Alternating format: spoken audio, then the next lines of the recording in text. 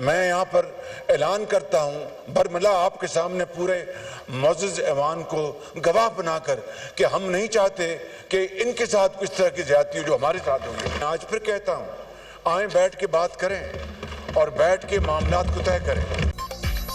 वज़ीर-ए-आज़म शहबाज शरीफ की तहरीक इंसाफ को फिर मुज़ाकरात की दावत। अगर बानी पीटीआई को जेल में मुश्किलात हैं तो आए बैठकर मामला तय करें। नहीं चाहते इनके साथ ऐसी ज्यादती हो जो हमारे साथ हुई। मैं भी कैंसर की बीमारी में मुब्तला हूँ, फिर भी कैदी वैन में अदालत गया, कभी जेल में रोया नहीं। ख्वाजा आसिफ और राना सनाउल्लाह को जमीन पर लिटाया गया, घर से खाना नहीं लाने दिया गया, अद्वियात बंद की गई। वालिदा का इंतकाल हुआ तो जेल में था। मुल्क में तलखियों का जिम्मेदार कौन है? चार्टर ऑफ इकॉनमी पर इत्तफाक राय कायम करें। मेरी मिसाक मैशत की पेशकश को हकारत से देखा गया। वज़ीर-ए-आज़म शहबाज शरीफ का कौमी असम्बली में खिताब।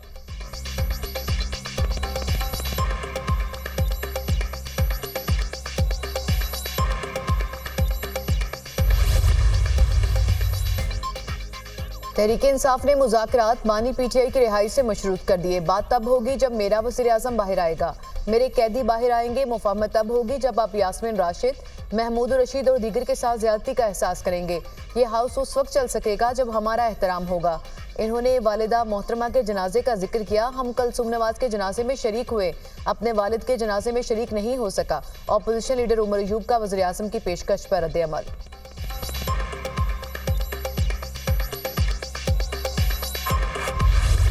क्या हम नहीं समझते ये बात कि हमारे मुल्क में हर जगह न सही लेकिन बेशतर इलाकों में सूरत हाल फाकू तक पहुंची है। अगर आप कौम को वो हुकूक नहीं दे सकते फिर क्या आप कौम से टैक्स वसूल करने का हक भी रखते हैं? मुल्क के अवाम आपको टैक्स नहीं देंगे इसलिए कि अवाम को आप पर एतमाद नहीं है। लोगों को पता है कि मेरे टैक्स वसूल करके इसको बाहर के कर्ज में दिया जाएगा, IMF के कर्ज में दिया जाएगा। ऑपरेशन अज़्म इस्तेहकाम चीन के कहने पर शुरू हो रहा है। माजी में ऑपरेशंस का क्या रिजल्ट आया? वज़ीर-ए-आज़म चीन से नाकाम लौटे। चीन ने कहा है आपके मुल्क में सियासी इस्तेहकाम नहीं है, हर शोबे में टैक्स लगा दिए गए जिससे महंगाई का तूफान आया है। कौम को इसके हकूक नहीं दे सकते तो क्या इनसे टैक्स मांगने का इख्तियार रखते हैं? अवाम आपको टैक्स नहीं देंगे क्योंकि आप पर एतमाद नहीं। अवाम को पता है कि इनके पैसे IMF को दिए जाएंगे। मेरी हुकूमत भी हो तो अवाम टैक्स ना दें। मुल्क में सूरत हाल फाकों तक पहुंच चुकी है। मौलाना फजल रहमान का कौमी असम्बली में खिताब। वज़ीर-ए-आज़म के ऐवान में मौलाना फजल रहमान से मुलाकात। शहबाज शरीफ अपोजिशन की नशिस्तों पर भी गए। जैन कुरैशी, अली मोहम्मद खान, असद कैसर और उमर अयूब से मुसाफा किया। इस्टेब्लिशमेंट सियासत से बाहर हो जाए तो सब खैर हो जाएगी। अक़लियत हुकूमत कर रही है, पीपल्स पार्टी हुकूमत का हिस्सा नहीं। JUI सरबराह की मीडिया से गुफ्तगू।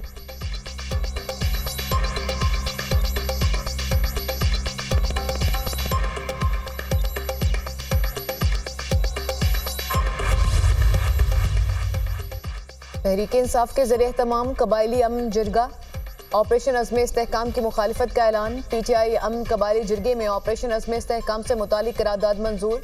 अज़्म इस्तेहकाम ऑपरेशन से मुतालिक फैसले में कबायलियों को शामिल करने का मुतालबा। किसी ऑपरेशन की हमायत करेंगे, ना ही इसे शुरू होने देंगे। कबायली मशारान से मशवरा किया जाए तब ही कोई ऑपरेशन कामयाब होगा। कबायली इस्लामी अमन कायम नहीं होता उस वक्त तक पाकिस्तान में अमन कायम नहीं हो सकता। हम आइन की बालादस्ती के लिए जंग लड़ रहे हैं। हम इस मुल्क को आइन और कानून के मुताबिक चलाएंगे। PTI कबायली अमन जिरगा से असद कैसर का खिताब।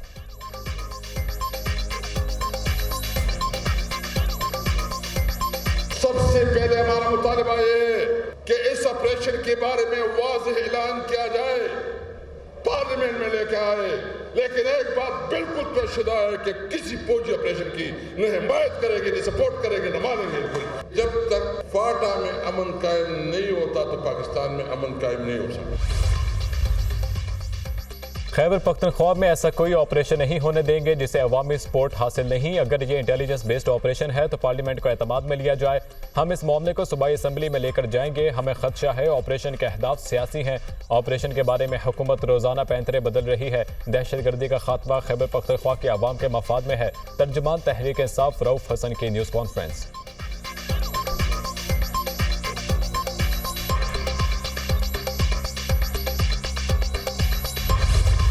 अमरीकी कांग्रेस का पाकिस्तान के हालिया इंतखाबात को आज़ादाना मुनसिफाना तस्लीम करने से इनकार। पाकिस्तान में आम इंतखाबात में मुबैना धांधली की शिफाफ तहकीकात का मुतालबा। अमेरिकी कांग्रेस ने करारदाद 7 के मुकाबले में 368 वोटों की अक्सरियत से मंजूर कर ली। इलेक्शन की आज़ादाना तहकीकात की जाएं। इंटरनेट और टेलीकम्युनिकेशन सहूलियात में ताअत्तुल काबिल मुज़म्मत है। 8 फरवरी के इलेक्शन में मुदाखलत के इदामों की आज़ादाना तहकीकात की जाएं। अवाम को जमहूरी अमल में शिरकत से रोकने के लिए अवाम को दबाने की कोशिशों की मजम्मत करते हैं। अवाम को जमहूरी अमल में हिस्सा लेने से बाज रखने के लिए धमकाने, कैद और हिरासा करने की मजम्मत करते हैं। करारदाद का मतन।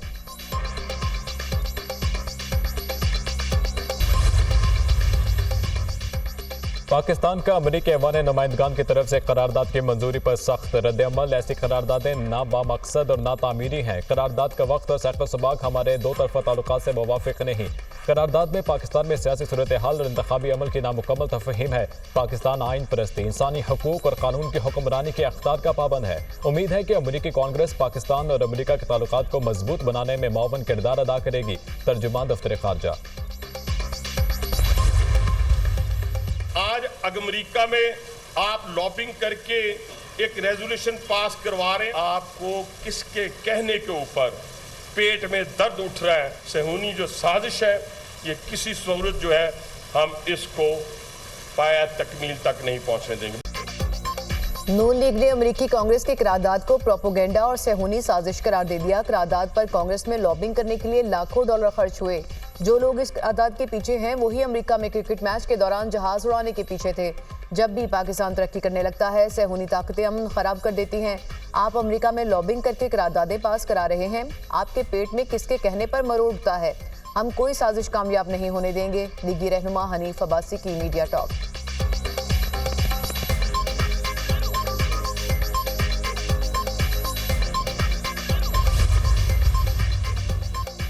तौहीन अदालत केस में फैसल वापडा ने गैर मशरूत मुआफ़ी मांग ली। मेरी प्रेस कॉन्फ्रेंस का मकसद अदलिया की तौहीन नहीं था, खुद को सुप्रीम कोर्ट के रहमो करम पर छोड़ता हूँ। अदलिया का वक़ार मजरूह हुआ तो गैर मशरूत मुआफ़ी मांगता हूँ। मेरे खिलाफ तौहीन अदालत की कार्रवाई खत्म की जाए। फैसल वापडा की इस्तदा।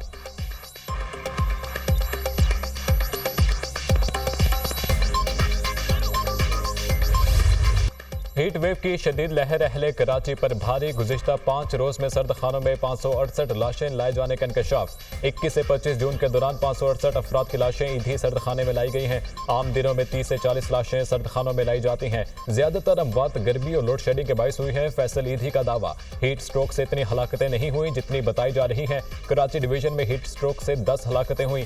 शहर में अमवात की शरह नॉर्मल सूरत हाल से 4 से 5% बढ़ी। कमिश्नर कराची की वजाहत।